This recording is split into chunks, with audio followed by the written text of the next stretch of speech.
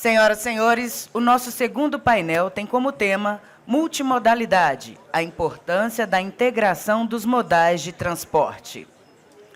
Para compor esse painel, convido inicialmente a secretária executiva do Ministério de Portos e Aeroportos, Mariana Pescatori.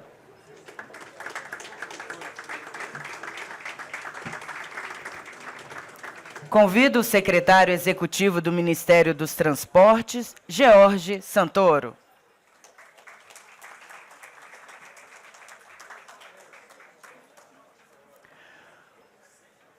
O diretor-presidente da Infra S.A., Jorge Bastos.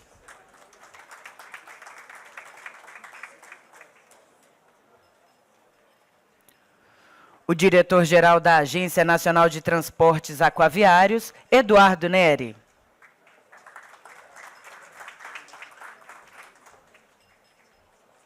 O CEO da Hidrovias do Brasil, Fábio Schettino.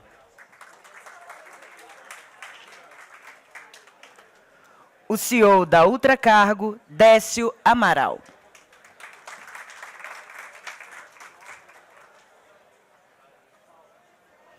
Este painel será mediado pela presidente do InfraWomen Brasil, Cíndia Torqueto.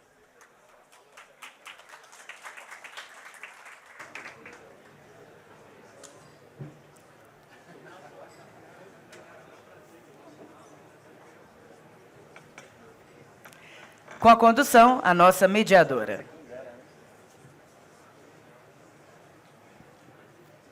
Bom dia, quase boa tarde.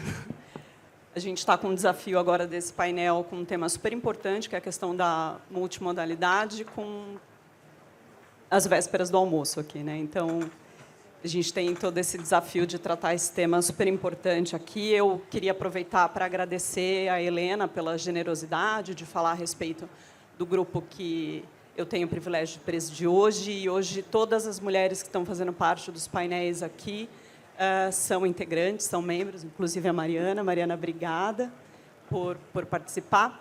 Então, eu vou aproveitar e começar pela primeira pergunta para a Mariana, secretária executiva. Mariana, a gente viu hoje pela manhã o ministro falando um pouco sobre os investimentos que a gente tem relacionado nos setores de portos e aeroportos. Até o momento, qual que seria o balanço que você faz desse trabalho que vem sendo desenvolvido e de que forma o governo tem avaliado e tem trabalhado a questão da multimodalidade? Bom, novamente, muito bom dia a todos. Agradecer a Marcaça pelo convite de estar aqui hoje falando um pouquinho sobre o trabalho que a gente tem feito lá no Ministério de Portos, sempre aí muito em conexão com o Ministério de Transportes, com o George. A gente tem um desafio, né, de, quando os ministérios foram aí separados, de estar sempre pensando de uma forma integrada, aí, tanto no nosso planejamento, que é elaborado pela Infra-SA, lá pelo Jorge, mas também nas outras políticas que a gente tem implementado, né? E o Ministério ele tem feito muita coisa, né? A gente tem, o ministro falou aqui, a gente tem um desafio muito grande, que o setor, principalmente o setor portuário e o setor de aviação, eles têm tido recordes de crescimento, né?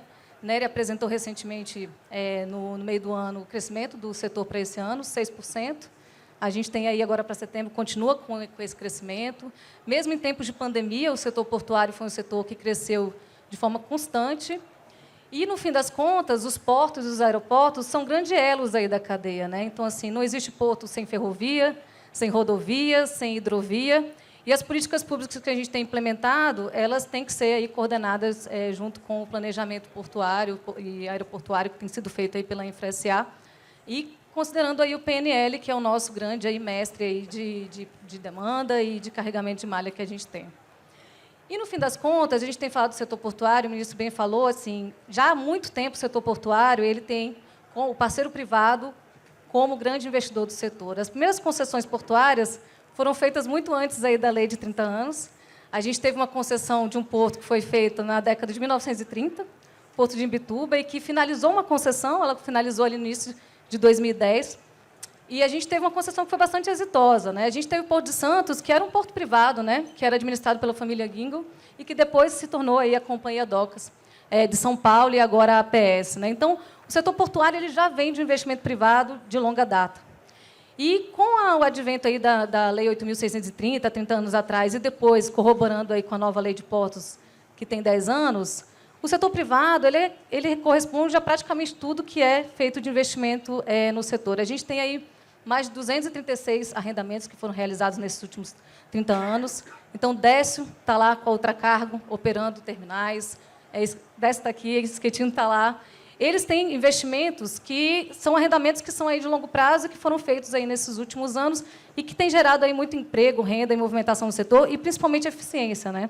Eu acho que trazer o setor privado para o setor portuário, e Sepúlveda falava um pouco disso, fez com que a gente atingisse aí, eficiências aí que são comparáveis e até, às vezes, superiores aí a níveis internacionais.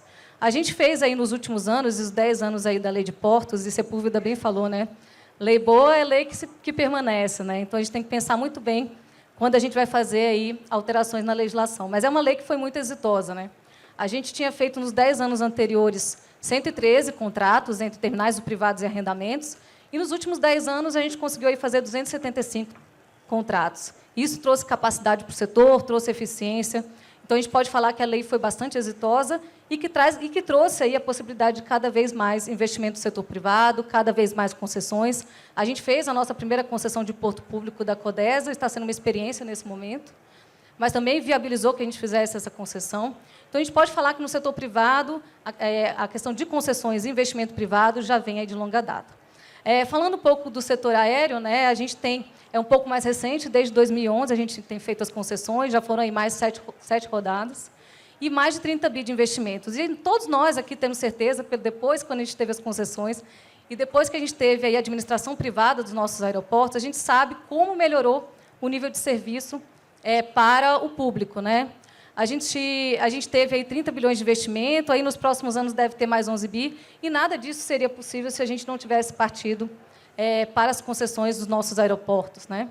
E agora a gente tem um grande desafio, né, com a possibilidade, o advento da gente discutir no TCU a repactuação dos nossos contratos, e no caso específico de Guarulhos, a gente teve aí a ideia de trazer os aeroportos regionais para dentro dessas concessões que foram feitas lá atrás, né? Então, dentro dessa repactuação, a gente trouxe a ideia de pegar 102 aeroportos regionais, que a gente hoje faz investimento por meio de delegação com estados, delegação com municípios. Marcaça já esteve lá no Ministério, a gente sabe a dificuldade que a gente tem de fazer esse investimento na ponta, investimento público, e, com certeza, eu acho que esse projeto da gente levar para dentro das nossas 12, 13 concessões, das nossas concessionárias, a possibilidade de administrar os aeroportos regionais, vai trazer, aí, com certeza, uma expansão da nossa aviação para o interior do país, que é um grande mote aí do ministro Silvio, né? Falando um pouco de hidrovias, aí vai ser o nosso grande desafio, né? Se a gente já concedeu porto há muito tempo, se a gente está concedendo aeroportos aí há um pouco mais de 15 anos, a gente está iniciando as nossas concessões hidroviárias aí em parceria com a ANTAC, que é o poder concedente. Então, no ano passado, a gente estruturou um plano geral de outorgas. A gente deve levar a concessão até 2026, pelo menos 6 ativos. O primeiro ativo, e aí Nery deve dar em muito mais detalhes, é a Hidrovia do Madeira, que foi estruturada aí pela InfraSA, e deve ir para a consulta pública agora, por agora, né? E aí eu acho que é muito importante a participação do setor, né? Porque a gente sabe o quanto que a gente amadureceu no nosso processo de concessões, nos nossos contratos, mas é muito importante que a gente tenha a visão do setor privado quando a gente colocar para a consulta pública, para que a gente possa aprimorar a nossa estruturação, possa aprimorar o nosso contrato, o nosso edital, para que, efetivamente, essa concessão seja exitosa lá na frente, e lá na frente a gente não precise aí ter grandes repactuações contratuais. E a gente está bastante entusiasmado com a possibilidade de conceder as nossas hidrovias, né? A gente sabe também que a gente tem uma dificuldade muito grande de investimento público, né? Hoje, quem faz todas as nossas dragagens, sinalizações nas hidrovias é o DENIT, por meio de contratos, que agora são contratos um pouco mais de longo prazo, 5 anos, mas, mesmo assim, a possibilidade de você trazer um parceiro no longo prazo, que vai fazer uma dragagem, que vai ter o interesse de manter, com possibilidade também da gente estar descarbonizando aí o nosso transporte, acho que é bastante relevante, né? Então, a gente está bastante entusiasmado de colocar não só Madeira, mas a gente também está estruturando aí Tocantins e Tapajós junto ao BNDES. A gente já está estruturando junto à InfraSA também Lagoa Mirim. A Barra Norte foi um processo que foi uma doação de estudo feita pela ATP, que a gente também está levando adiante. Então, a gente tem aí um desafio muito grande de fazer com que as nossas concessões hidroviárias vão para frente, e daqui a 10 anos a gente vai estar aqui falando, com certeza, do êxito, né, da gente estar transportando muito mais pelas nossas hidrovias. Outro dia, Jorge, eu estava vendo um número que a gente tem, que 63% do nosso transporte é feito pelo rodoviário, e eu sei o desafio que o Ministério dos Transportes tem feito para que a gente possa promover aí mais ferrovias, né, e ampliar a participação de transporte para os nossos portos aí pelo modal ferroviário, e o mesmo que a gente quer fazer nas hidrovias, né? A gente só vai conseguir fazer com que o transporte se torne perene e que a gente migre, né, do rodoviário para o hidroviário, se a gente efetivamente tiver as nossas hidrovias também perenes, né? A gente tem a situação aí no norte agora, a gente está fazendo dragagens emergenciais, né, Itacoatiara, está fazendo dragagem emergencial Coari e Codajás, que está tratando de abastecimento de gás, é algo extremamente importante. A gente está fazendo também dragagens em Benjamin Constante, a gente está com dragagem feita no Madeira e impossibilidade de operar o Madeira, né? Então, a possibilidade de trazer o privado para isso e trazer uma perenidade ali da operação vai ser bastante relevante. E, então, esses são os principais investimentos que a gente tem feito lá. A gente sabe da importância da parceria com o setor privado e a gente tem convicção de que isso vai fazer com que a gente possa aí, ampliar a nossa participação do modal hidroviário e fazer com que os nossos portos e aeroportos se tornem cada vez aí mais eficientes. Obrigada, Mariana. Acho que a gente deve ter um Ironman 2 aí, né? Com relação aos projetos. Secretário, o ministro exaltou bastante, né, a questão do plano de rodovias que vocês têm feito, do maior programa de rodovias da história, né? Até a Natália Marcassa fez uma brincadeira que eu achei muito espirituosa, interessante, com relação ao Ironman dos leilões. Vocês aceitaram todo esse desafio de destravar esses investimentos que estavam estressados, né? Esses ativos que estavam estressados. Qual que tem sido o segredo desse sucesso e dessa constância, desse Ironman de leilões? Cíntia, boa tarde. Obrigado, Natália, pelo convite. A satisfação estar aqui nesse painel. Eu acho um painel muito importante. Como a Mariana acabou de falar, né, o Ministério ele tem que se integrar com os outros modais para a gente melhorar o uso de todos os modais, né? A gente passou anos concentrando muito no modal rodoviário e a gente tem agora a missão dada pelo ministro, pelo governo Lula, da gente melhorar a participação das ferrovias, das hidrovias, e os projetos têm que olhar para isso, né? Esse segredo, na verdade, não tem segredo. Eu acho que o ministro falou muito bem quando ele falou da questão das instituições, né? Eu acho que essa governança colaborativa que a gente desenvolveu, conversando com o setor privado, e aí o setor privado representado não só pelas empresas diretamente, mas pelas instituições, como a Movinfra, a NTF, a BCR, acabam sendo grandes parceiros da gente para a gente entender aonde estão as nós, aonde estão as melhores que a gente precisa fazer. Também, na instituição, a gente tem que conversar com as agências reguladoras. Eu acho que o papel é fundamental. Então, a gente tem que separar o papel do Ministério ao definir a política pública, que é a visão estratégica que a gente quer para alcançar nas obrigações do Ministério, mas a gente tem que respeitar o papel da agência. O papel da agência em relação à regulação, à fiscalização, à promoção dos leilões. Então, é uma relação absolutamente negocial o tempo todo, né? Então, a gente se relaciona discutindo ponto a ponto. Uma hora a gente consegue convencer o Vitale, outra hora a gente não consegue convencer. Faz parte do jogo, é assim mesmo. E a gente vai trabalhando, combinando cronogramas. Aí é essa parte dos cronogramas que foi um passo muito importante. Estabelecer os compromissos, Mariana, com cada um de nós, né? Vai lá para o Jorge, você tem que me entregar a modelagem em 3 meses. Não, mas era 1 ano. Então, negociar esses prazos com cada um, estabelecer metas para todos os participantes. E aí, também participando disso, a padronização dos procedimentos, acho que foi muito importante, né? Quando você vai para uma 5ª rodada, em que você pega tudo que a gente aprendeu nas rodadas anteriores, consolida regulatoriamente na NTT, faz os contratos mais padronizados com a experiência que o setor privado trouxe, a partir das oitivas que a gente fez com o setor privado. Você tem uma padronização que dá uma simplificação regulatória, facilita o trabalho do TCU, né? Porque o TCU não é uma novidade em cada edital. E também facilita o mercado, apesar do Ironman, Natália. Todo mundo já sabe o que vai encontrar. Ele já sabe que o edital está mais ou menos naquelas características, o contrato também, e a modelagem também agora está padronizada. Então, a gente, mesmo mudando o estruturador, o padrão da modelagem fica o mesmo. E isso ajuda todo mundo a compreender o que está acontecendo. Tem um papel importante disso tudo, é a bancabilidade dos projetos. Eu acho que esse foi um risco que a gente procurou enfrentar desde o primeiro momento, e que era o desafio de botar muitos projetos na praça, se ia ter apetite do mercado privado para a gente poder financiar esses projetos em condições em que a taxa de retorno fique adequada. Então, esse foi um desafio e uma preocupação nossa, e a gente ouviu muito o mercado financeiro, e a gente tem feito uma interlocução permanente com eles, porque, ao fim e ao cabo, é eles que vão ser demandados para financiar esses projetos. Então, não só os estruturadores, mas os operadores, a preocupação da gente construir uma modelagem em que faça sentido e que, no final, o valor do resultado desse projeto seja efetivamente o esperado pelo mercado. Então, essa construção de dar transparência a isso, negociar com as instituições de todos os tipos e coordenar isso realmente é um desafio. E tem sido uma maratona, né, bem complexa, porque toda hora tem um percalço novo, né? Então, todo dia a gente tem um enfrentamento a resolver, e aí a gente consegue, ouvindo todo mundo, dialogando. Eu acho que esse diálogo que o ministro falou hoje, mais cedo, é fundamental para a gente construir essa agenda, e essa agenda não é uma agenda só do Ministério, é uma agenda do governo, é um compromisso das instituições para a gente entregar uma infraestrutura melhor. Vou dar um exemplo, por exemplo, dessa conectividade, né?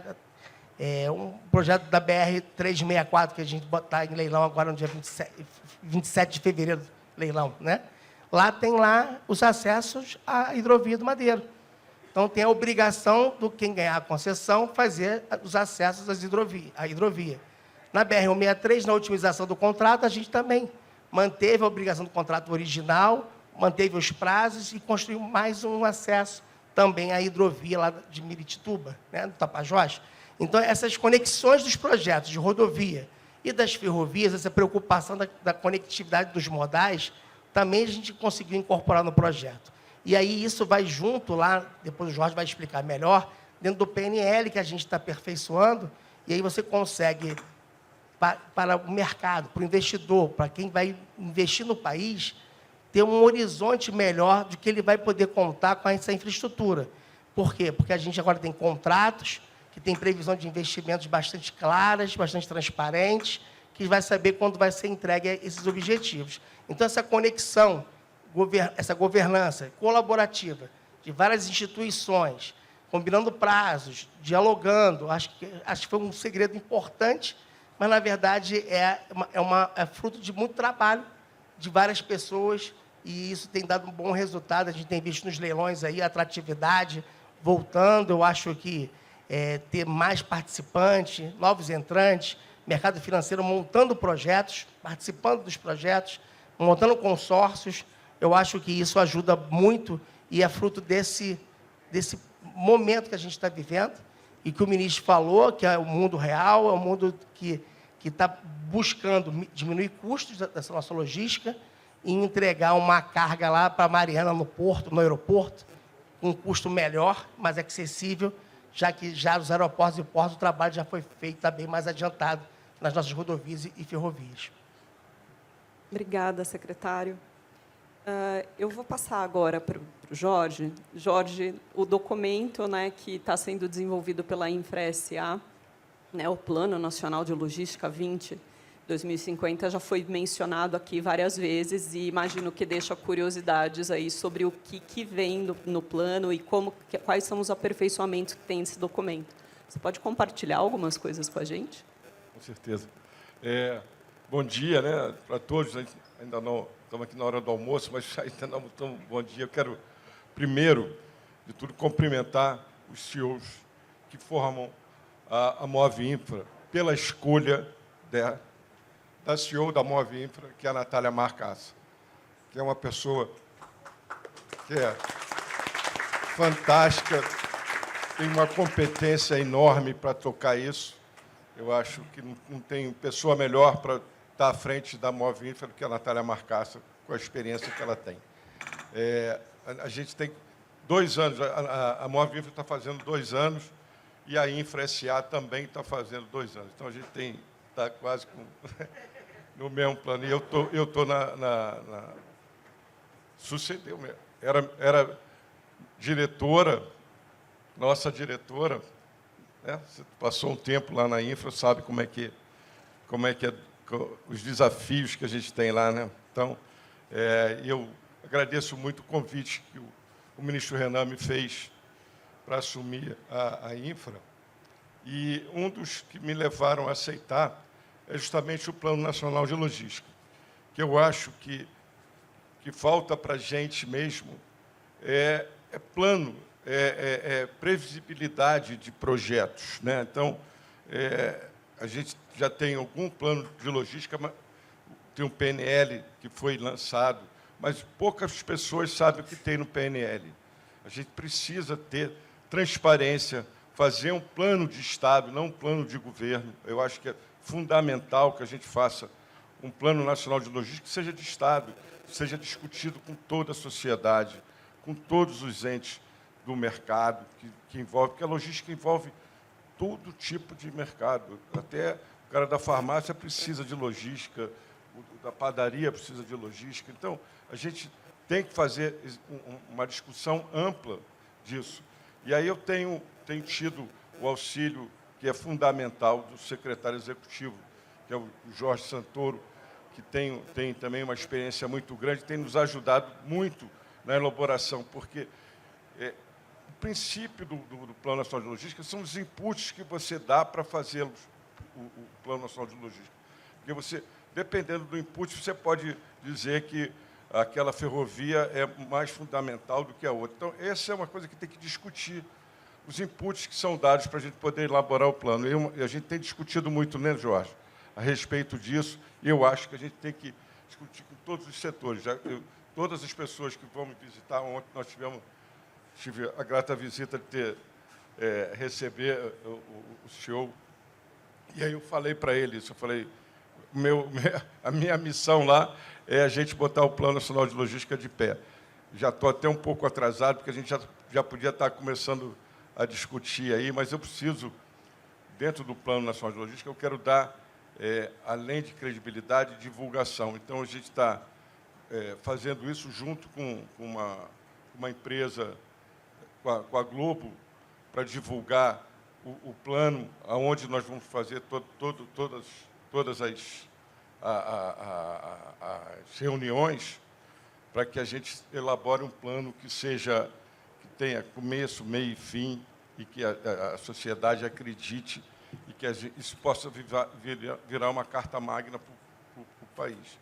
Porque entra governo, sai governo, cada um tem uma perspectiva para cá ou para lá. Então, se você tem uma direção, o plano pode te dar isso, né? Eu acho que é fundamental. E a gente tem trabalhado muito em cima disso, né? Eu acho que é fundamental a gente ter esse plano. E as concessões do multimodal, a gente começa a fazer, vamos começar a elaborar concessões com multimodalidade, né? Por que não fazer uma concessão, como estava lá, por exemplo? A gente fala assim, por que a Ferrogrão não pode ter a hidrovia? Porque depende, né? Você não pode fazer a Ferrogrão se você tem um gargalo lá da hidrovia. A Ferrogrão tinha que pensar fazer a Ferrogrão junto com a hidrovia. Acho que seria fundamental para que isso acontecesse. Então, a gente tem que discutir isso, e a gente tem tido, dentro do Ministério, uma aceitação muito grande. Então, o diálogo com o ministro Renan é ótimo, o diálogo com o ministro Silvio. Eu estou até atrasado, porque nós temos uma reunião com ele hoje, né? Então, é fundamental para que a gente possa elaborar um plano de logística que converse com toda a sociedade. Isso eu vou esperar para a gente discutir mais outros assuntos aí, que tem muita gente para falar. Obrigado. Obrigada, Jorge. E, Eduardo, muito tem se falado, né, a respeito das agências reguladoras, enfim, e todo o desafio que a gente tem relacionado ao setor. E eu também queria saber um pouco de você, como que está o Plano Geral de Hidrovias, né? Como que o senhor tem visto a evolução do modal de hidrovias? A Mariana já trouxe um pouco da perspectiva do Ministério está olhando para esse modal. Como que o senhor vê, então, a importância das hidrovias, a importância desse modal para a gente fazer a integração de todo o sistema de transporte no Brasil? Ok. Obrigado, Cíntia, pela pergunta. Obrigado a todos aqui presentes, em especial, na figura da Natália Marcassa, agradecer o convite do Move Infra e já também parabenizar pelos seus 2 anos de existência. Fico feliz também já de ouvir aqui do nosso presidente da Infra-SA, nosso Jorge Bastos, do avanço do Plano Nacional Logístico. A própria Natália já havia trabalhado muito nele enquanto do Ministério, então Ministério da Infraestrutura, e a gente, de fato, precisa de um plano nacional de logística e dos seus planos dele decorrentes, que são os planos setoriais, para que a gente tenha realmente assim um plano de expansão de infraestrutura à altura das necessidades do país. Claro que, hoje em dia, eu acho que talvez até pela nossa escassez de infraestrutura, nós estamos fazendo, estamos prescindindo até desse instrumento de planejamento, porque a gente tem uma carência ainda grande, mas acho que a gente não pode mais prescindir disso para que a gente tenha realmente uma eficiência na alocação desses recursos, um mapeamento da cadeia logística, como ela é necessária, para que a gente possa realmente ser cirúrgico, tanto na questão dos arrendamentos, no caso dos portos públicos, quanto das autorizações dos terminais de uso privado, e também agora, das hidrovias, e já entrando na sua pergunta, a gente teve, no caso das hidrovias, havia a previsão da elaboração de um plano geral de outorgas, que cabe à agência submeter ao Ministério. Desde 2001 estava previsto na lei de criação da ANTAC e nunca tinha sido realizado. Fizemos em 2021, 22 começamos a fazer em conjunto com o Ministério. Claro que a agência submete, mas é um trabalho, é uma parceria feita a 4 mãos.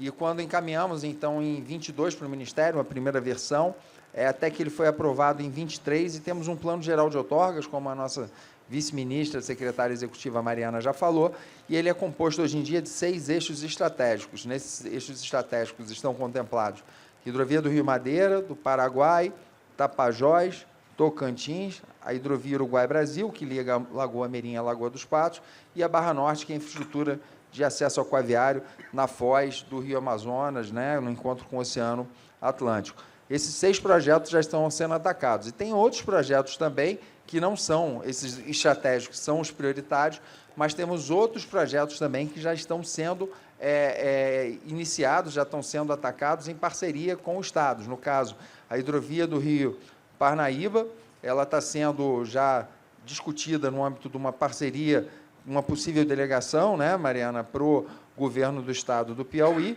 e a própria hidrovia do Rio São Francisco, que tem um grande potencial também, que aí já dentro, talvez, de uma descentralização até administrativa, uma delegação do DENIT para a Companhia Docas da Bahia, e talvez numa subsequente concessão aí já com a atuação da ANTAC. Então, assim, fora outras, que já estão, como, por exemplo, a hidrovia Tietê-Paraná, que também pode ser fruto de uma futura concessão.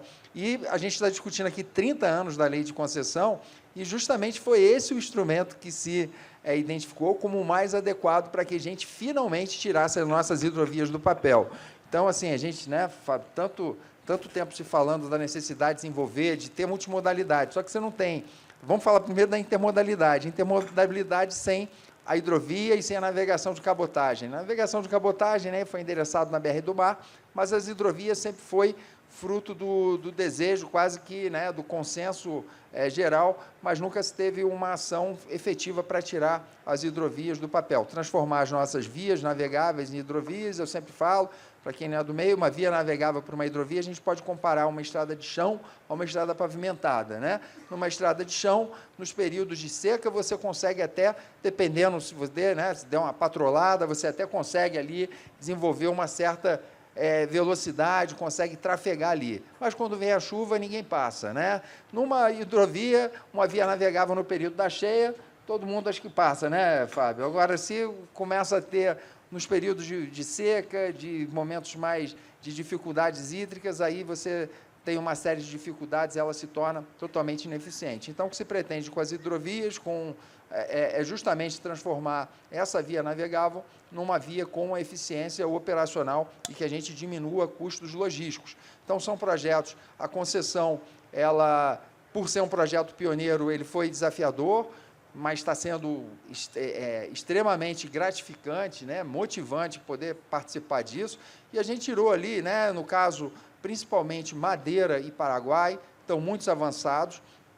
A hidrovia do Madeira, a gente esperava até que fosse a primeira audiência pública a ser realizada, projeto que contemplou, inclusive, melhoramentos, né, socioambientais, no sentido de melhorar os IP4, se utilizando de recursos da Eletrobras, não onerar, não cobrar pelo uso da hidrovia aquele passageiro que também vai ser beneficiado pelaquela infraestrutura aquaviária, porque identificamos que a carga, que foi justamente quem demandou essa infraestrutura, com aquele volume, ele seria suficiente para poder viabilizar aquela concessão, e assim foi feito, chegou num valor extremamente módico, uma tarifa de menos de R$1.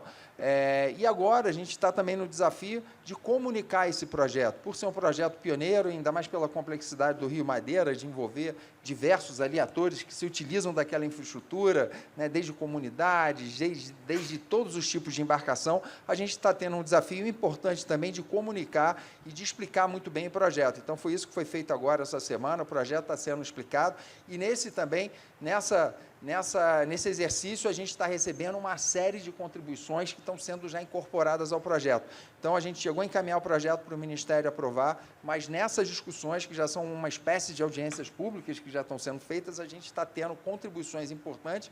Por toda essa complexidade, o projeto tem que ser completo, não só no aspecto da infraestrutura e da modelagem da rentabilidade, mas também de contemplar todo o usuário de uma maneira geral. Isso está sendo feito agora, vão ser feitos ajustes para ele ser apresentado, então, uma versão ao Ministério ainda mais encorpada.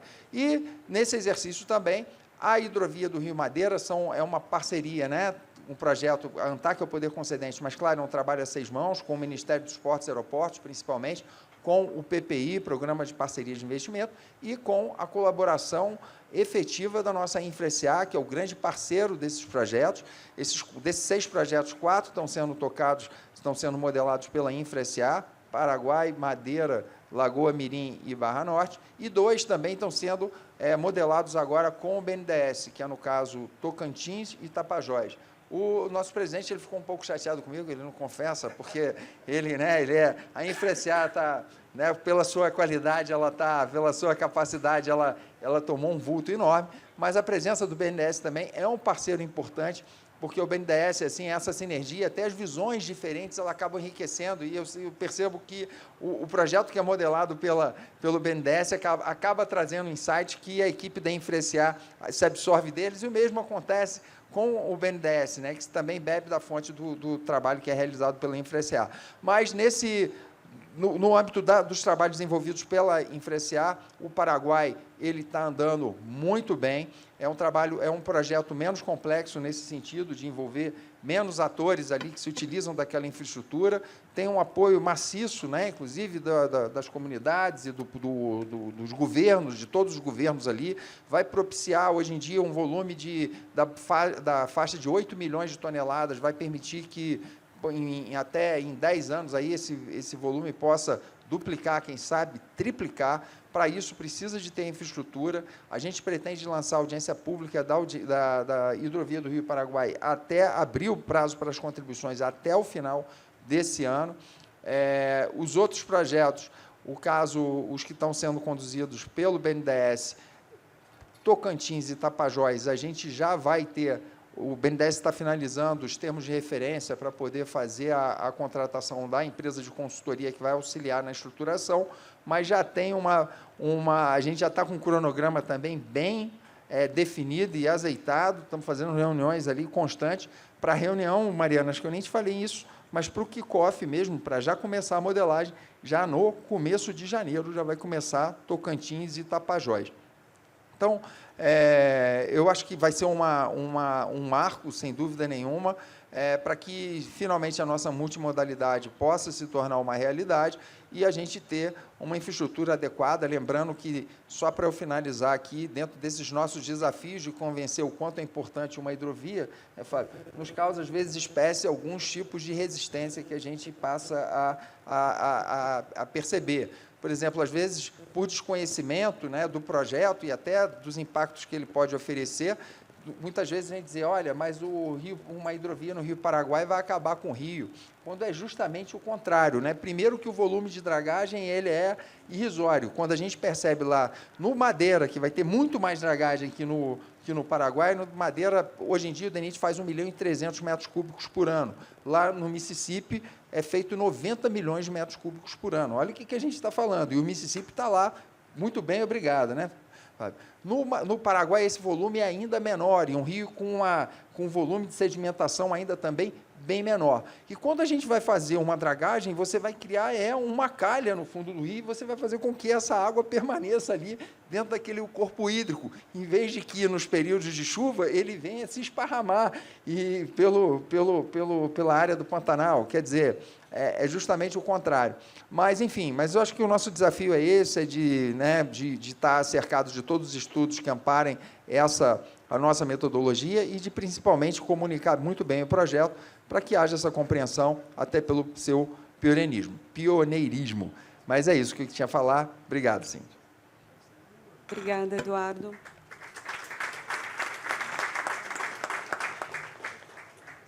Agora, um pouco da visão do setor privado, né, Fábio? A gente falou bastante aqui nesse painel de hidrovias, né, e a gente sabe que o país, a gente sempre fala sobre o enorme rede de rios navegáveis que nós temos disponíveis. Nem todos são hidrovias, né, ou podem ser utilizados para fins comerciais. Na tua visão, como que a gente poderia fazer isso de forma sustentável? Como que a gente poderia ampliar mais a participação das hidrovias? Bom, boa tarde. Cumprimento aqui os colegas de painel. Eu acho que a resposta está no tema desse painel, na multimodalidade, né? O exercício da multimodalidade. Acho que o Brasil acordou para a sua vocação hidroviária, Nery, né? A maior bacia hidrográfica do planeta está aqui, e uma representatividade muito pequena ainda do modal hidroviário nas cargas a granel. Nós já duplicamos a representatividade em 10 anos, né? Acho que a própria existência da Hidrovias do Brasil é o exemplo disso, né? Mas ainda bastante aquém, como o Eduardo colocou, dos países que se julgam e que a gente se espelha como países mais eficientes e com matriz de transportes mais sustentáveis. Todos eles têm a hidrovia, né, como e a ferrovia e a multimodalidade como seus pilares aí para reduzir o custo da porteira ao porto, né? A gente é uma potência agrícola, a gente é uma potência mineral, a gente é uma potência no papel e celulose, mas a gente entrega muito valor ainda do portão ou da fazenda ao porto. E a gente está caminhando para poder minimizar esses custos. Eu dividiria a minha resposta em duas janelas temporais aqui para tentar pegar um outro ângulo para não ser repetitivo em tudo que já foi dito. No curto prazo, a gente precisa de ter celeridade nos processos de licenciamento ambiental, né? Não é novidade você dragar uma hidrovia, você remover um banco de areia, né? Vou dar um exemplo. Nós perdemos o timing de não parar de navegar no Tapajós. Uma solução simples. A gente não estava pronto. A boa notícia, eu sou um otimista por conceito, né, Mariana, que a gente, para o ano que vem, se acontecer, a gente está com o arcabouço aí já para o DENIT conseguir ou nos permitir que faça ou fazer, né? Era um projeto de um payback, para vocês terem uma ideia, de menos de uma semana. A gente não pararia de navegar. Mas é um processo, a gente reconhece isso e a gente está caminhando. Eu acho que a própria criação da Secretaria de Hidrovias, que é inédita, né, Mariana? Você tem tudo a ver com isso aí, e com o secretário Dino, que é um parceiro, a parceria que nós temos aqui com a ANTAC, já é uma evolução muito grande de como a gente está tratando o modal. Então, no curto prazo, nos permitir capacidade de reação. Você comentou, Eduardo, sobre o Rio Paraguai. Estamos parados no Rio Paraguai também. O governo paraguaio tem feito um trabalho bastante intenso, né, e está colocando ali o pé no acelerador em fazer não só as dragagens, mas a derrocagem, né, que é a remoção de pedras de 13 pontos críticos. O principal deles, em Assunção, está sendo feito agora. e a gente, obviamente, precisa que o lado brasileiro corresponda com a mesma velocidade, porque não adianta ter uma única restrição na hidrovia, é uma hidrovia de quase 4.000 quilômetros, com um único ponto de restrição, você não navega, né? Então, e no caso, como eu comentei, das demais hidrovias, a gente ter esse arcabouço, essa celeridade nos processos de aprovação. Do longo prazo, eu acho que a gente tocou aqui, porque a Mariana comentou sobre quão transformacional foi a lei dos portos para a dinâmica dos terminais. É a mesma coisa com o Plano Geral de Outorgas, é a mesma coisa com a BR do Rio, quando ela vier. Eu tenho a expectativa de que seja tão transformacional quanto, né, para que a gente pense essa logística de forma sistêmica, né? Essa equação tem que ser balanceada de forma integrada e sistêmica. O presidente Jorge aqui comentou, né, da infra que está tratando disso, não só olhar, o caminhão ele é fundamental para curtas e médias distâncias, para chegar na ferrovia, transbordar para o ferro, para a ferrovia levar ou até o porto, ou até o ponto de transbordo, onde a gente tem uma hidrovia para levar até o porto. Nesse aspecto, o Brasil tem um privilégio enorme, né? A gente tem as maiores bacias hidrográficas do planeta. Eu costumo brincar que não adianta o deserto do Saara querer falar de hidrovia, não tem jeito, mas no Brasil não. E quando a gente olha para hidrovias mundo afora, que são mais eficientes, o Nery comentou sobre o Mississippi, quase $500 bilhão de dragagem contínua por ano, né? A gente tem rios muito caudalosos, muito acima daqueles que transportam muito mais carga mundo afora, mas que são tratados como uma hidrovia e não como simplesmente uma via navegável. E a gente ficou mal acostumado, até pelo fato de ter rios muito caudalosos, a gente sempre navegou, né? O Rio Paraguai e a hidrovia Paraguai-Paraná, ela é sazonal, o Tapajós é sazonal, Madeira é sazonal, mas nós não estamos falando nem agora de respeitar a sazonalidade e ter que parar quando o rio está baixo. Com muito pouco a gente consegue tornar essa navegação perene, franca, como a gente diz, né? Então, o caminho é esse. Eu acho que é ter muita atenção no poder de reação no curto prazo, para que a gente não sofra o que a gente está sofrendo. É a primeira vez que esse tipo de coisa acontece nos últimos 10 anos, mas já aconteceu pela segunda vez. E eu acho que a gente está no caminho para o ano que vem, se acontecer, a gente não passar por esses impactos. E, no longo prazo, o Plano Geral de Outorga, a criação de secretaria focada, né? O nosso orçamento ele era diluído ali num mundo de coisas com prioridades e montantes maiores. Hoje não, hoje a gente consegue, né, ter uma verba alocada para cuidar do modal hidroviário. Eu acho que nós estamos com o caminho certo. Eu sou um otimista de que ano que vem a gente vai ter a navegação nas hidrovias hoje constituídas e naquelas que vão ser concessionadas de forma muito mais representativa, né? Obrigado.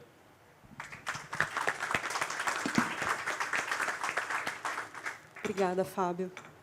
Décio, a gente falou um pouco a respeito de planejamento, através do Plano Nacional de Logística. A Mariana trouxe algumas questões relacionadas a portos, o secretário também trouxe outras questões na pasta de transportes. No teu segmento, na parte de planejamento portuário, como a ausência desse planejamento afeta a logística de ponta a ponta? E qual que seria o modelo ideal, na tua visão, na tua opinião? Seria um modelo centralizado, um modelo de delegado de portos? Obrigado pela pergunta, Cíntia. Primeiro, queria desejar boa tarde a todos, cumprimentar meus colegas de painel. Acho que essa pergunta vem bem a calhar com o nosso tema aqui, né? Acho que é inegável os avanços que a infraestrutura brasileira teve a partir da lei de concessões. É inegável que ela precisa e pode ter alguns pontos de melhoria, mas eu acho que tão importante quanto um arcabouço de concessão é qual o plano integrado de logística que vai orientar quais são as concessões que, a partir dali, têm que ser feitas, em que sequência. E eu vejo menos discussão sobre a relevância deste plano do que simplesmente em melhorar o arcabouço regulatório das concessões em si, né? Quando a gente fala de logística, a gente fala de fluxo, a gente fala de movimento, a gente fala de integração, fala multimodalidade. Então, é fundamental que você tenha um plano pensando essa logística ponto a ponto, e ela é transversal a setores, ela é transversal a ministérios, ela é transversal a segmentos da economia, mas tem que ser planejado de forma integrada. Então, começo a responder um pouquinho da sua pergunta. Não tem como descentralizar planejamento. Você descentraliza a execução. Então, é fundamental, e isso foi um pouco da nossa conversa ontem, Jorge, acho que o papel da Infra-SA, né, de planejar, entender os relevantes corredores logísticos que tem no Brasil, né, entender seus gargalos e planejar quais seriam os investimentos necessários para isso. Né, vou dar alguns exemplos aqui. Né. Hoje, o Porto de Paranaguá recebe mais ou menos 2 milhões de metros cúbicos ano de líquidos, de derivados, que o porto natural é Santos, porque esse produto tem que chegar no Centro-Oeste. E Santos não recebe. Mas por que não recebe? Os terminais não têm condições de receber? Não. Faltam berços em Santos. Mas existe um plano nacional dizendo que isso tem que ser feito? Não. Né? Hoje, o governo fez um leilão de novos terminais em Itaqui, ali, Santos Brasil e Ultracargo participaram, arremataram os lances. Estamos ali em pleno investimento para colocar essa capacidade no ar. O estudo de mercado mostra que há necessidade de receber mais derivados ali para alimentar o nosso agro, mas estive lá com o Nantac, ali com o Nério, umas semanas atrás. Pelo modo que o porto opera hoje, não há berços para receber esse produto. Porque não foi pensado integrado, não foi pensado sistema complexo. E assim vale para a integração com ferrovia, assim vale para a integração com hidrovias. Né? Então, eu acho que a primeira ponto que eu queria trazer, e eu queria até que a Malvinfra falasse um pouco mais disso, Natália, né, a importância de um planejamento integrado de logística que seja vinculante, né, aos vários órgãos de Estados que têm que segui-lo. Acho importante dizer também que o setor acha importante ter delegação portuária para agilidade da execução do plano, não para a elaboração do plano. Né? Hoje, o que acontece com a delegação, às vezes você tem planejamentos locais que são conflitantes com os reais gargalos que nós temos. Né? Hoje, voltando de novo, comentei aqui desse problema de berços em Santos, mas está sendo discutido, houve uma audiência pública ontem para a implantação de um terminal de líquidos em Santos. Mas já não tem berço para os atuais, é essa a prioridade. Né? Então, acho fundamental, né, acho que o planejamento da logística integrado, entendendo os gargalos, que mudam com o tempo, né, a cada nova capacidade que um sistema coloca, o gargalo se transfere para o outro. Né? Mas a execução descentralizada é muito importante para dar agilidade. Né? Isso é um pouco o que a Ultracargo, dentro do seu escopo, tem tentado fazer. A Ultracargo começa como uma empresa de terminais portuários. Bom, mas como toda empresa, queremos crescer. Né? E a gente percebeu, para eu crescer, precisa chegar mais carga no meu terminal portuário. Pô, não havia investimentos acontecendo, pô, vamos fazer nós. Vamos à Ultracargo. Então, a gente começa a interiorizar a companhia para fazer chegar mais volume nos nossos próprios portos, trazendo uma avenida nova de crescimento e tentando viabilizar o crescimento do agronegócio brasileiro, que cresce a taxas boçais ano a ano e não tem como a infraestrutura alcançar. A gente está sempre fazendo catch-up, por falta de, talvez, 15 anos atrás, ter sido feito um planejamento, que logística tem que olhar muito à frente. Não vamos nos iludir que as licenças ambientais vão sair em 2 meses. Não vão. Vão continuar levando seus 2, 3 anos. Por isso que a logística tem que ser pensada muito à frente, porque 2 anos é muito tempo se eu pedir a licença hoje. Né? Se eu tivesse pedido, talvez, há 6, 7 anos atrás, eu estaria com a licença no bolso. Então, até para resolver isso, a gente tem que fazer um planejamento olhando muito à frente. Então, a Ultracargo está construindo corredores logísticos para suportar e distribuir os combustíveis da transição energética, essa é uma aprovação da legislação do combustível do futuro, aumentando o mandato. Né? Então, você vai ter uma produção gigantesca, já está tendo, mas vai crescer mais de etanol de milho no Centro-Oeste. E como isso vai se espalhar para o Brasil? Gente, tem postos no Nordeste que não tem nem bomba de etanol, hein? É o tamanho do gap de infraestrutura. Então, a gente está desenvolvendo corredores logísticos, né? A gente quer ter corredores eficientes e modais eficientes, pensando também em melhorar o perfil de emissão, alavancando parcerias, né, com as empresas do setor. Então, nós estamos conectando Rondonópolis a Paulínia, num primeiro momento, capacitando aí, com a ajuda da Rumo, essa ferrovia para sair de 1 milhão de metros cúbicos ano para 4 milhões de metros cúbicos ano, poder trazer esse etanol de milho para ser distribuído no centro de consumo e criando uma volta mais eficiente da que tem hoje para derivados. Num segundo momento, estamos conectando por ferrovia o nosso terminal de Santos, para permitir a descida desse etanol que sobe por cabotagem para abastecer o norte e nordeste brasileiro, e aí sim também recebe derivados em Santos para voltar para Rondonópolis. Estamos fazendo a mesma coisa em Itaqui, investido num terminal em Palmeirante, né? Hoje são mais ou menos 800 quilômetros de distância, isso vai por um fluxo rodoviário, levar aí parceria com a Aveli para um fluxo ferroviário, dando perfil de emissão, reduzindo o custo, e esse retorno também de etanol, e desenvolvendo uma visão de um corredor aí hidroviário a partir de Vila do Conde, estamos avaliando o terminal em Miritituba, para receber também esse líquido que sobe de caminhão de Sinop e Miritituba, querendo criar várias formas de movimentação de combustíveis renováveis produzidos no Mato Grosso para se espalhar para o Brasil e recepção dos derivados na contrapartida, né, indo para o Mato Grosso por vários canais, pensando em logística integrada. Mas, para maximizar esse sistema, existem gargalos, né, que a gente ainda tem muita dificuldade em investir, porque eventos não estão na prioridade do planejamento público, e a autorização para o setor privado investir ainda é bastante morosa. A gente sabe, Mariana, no esforço ainda que a gente quiser desregulamentação. Tá? Mas só para fechar de maneira muito... Sim, importância de um planejamento integrado de logística cuja execução seja vinculante, até que se atualize o plano, né? Uma descentralização de execução, né? E uma desregulamentação, ou menor regulamentação para acelerar o investimento privado. Acho que isso é fundamental para que a gente consiga melhorar a nossa logística, reduzir o nosso custo e poder escoar aí o grande volume que o agronegócio, seja em sólidos, muito que eu falei aqui vale para sólidos também, seja em líquidos, para a gente continuar crescendo.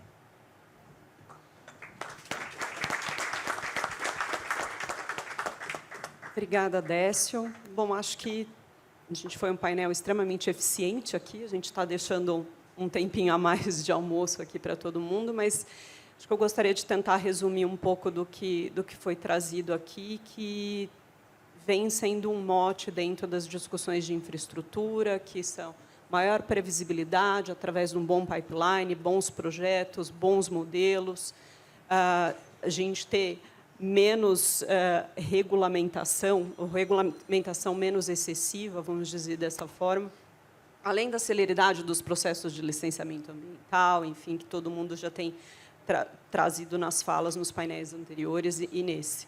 Então, eu acredito que, assim, de todas as palavras, assim, cada um com as suas palavras, trouxeram que quase que o segredo da gente conseguir chegar na integração dos modais é o diálogo, é a integração entre todos os stakeholders que estão envolvidos para que seja feito um projeto de ponta a ponta, como o Décio trouxe, pensando sempre no entorno, então, tanto da comunidade, que também vai fazer uso disso, tanto da diminuição dos impactos ambientais que você pode fazer com relação a essas integrações. Então, acho que a gente está aí no caminho certo. O Jorge tem um grande desafio aí pela frente no plano para poder atender todas essas demandas. Cíntia, eu vou te pedir só uma palavrinha. Eu quero pedir para todos vocês que participem mesmo. Nós vamos botar o plano para discussão, mas é importante a contribuição de todos, porque a gente vai ter consistência no plano, que a gente possa levar isso para o presidente, levar para o Congresso Nacional, que isso vira uma carta magna, mas precisa ter credibilidade e consistência no Plano Nacional de Logística. E, para ter, precisa da colaboração de todos. Todos vocês são importantes para colaborar no plano. Eu só pedi para que vocês realmente participem. É super importante, viu? Mais uma vez, obrigado. Obrigada a todos e um bom almoço a todos.